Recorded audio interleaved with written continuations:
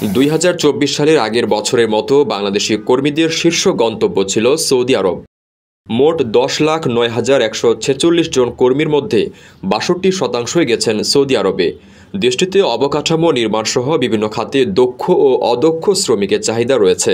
যদিও 2024 সালে বাংলাদেশ থেকে বিদেশে কর্মী যাওয়ার সংখ্যা 27% কমেছে, কারণ এর আগের বছর বিদেশে গিয়েছিলেন 13,90,811 জন। রেমিটেন্স যোদ্ধাদের ঢাকায় বিশেষ ছাড়ে রেডি ফ্ল্যাট দিচ্ছে শতভাগ বিশ্বস্ত ও নির্ভরযোগ্য প্রতিষ্ঠান প্রবাসীর সিটি। বাংলাদেশি কর্মীদের দ্বিতীয় বৃহত্তম গন্তব্য মালয়েশিয়া। সেখানে কর্মীদের যাওয়া উল্লেখযোগ্য হারে কমেছে। 2024 সালে 93,000 কর্মী মালয়েশিয়ায় গিয়েছেন। ডিজিটাল অভিবাসন প্ল্যাটফর্ম আমি প্রবাসীর বার্ষিক প্রতিবেদন 2024-এ এই তথ্য উঠে এসেছে।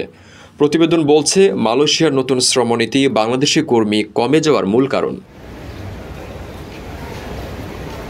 অভিবাসন কমে যাওয়ার পেছনে অর্থনৈতিক ও রাজনৈতিক নানা কারণেও ভূমিকা রেখেছে বলে উল্লেখ করা হয়েছে আমি প্রবাসীর বার্ষিক প্রতিবেদনে। সেখানে বলা হয়েছে, জুলাই আগস্ট মাসে সংগঠিত গণ অভ্যুত্থান ও রাজনৈতিক পথ পরিবর্তনের ফলে সৃষ্ট অর্থনৈতিক অস্থিরতা বিদেশগামী কর্মীদের কিছুটা অনিশ্চয়তায় ফেলেছে।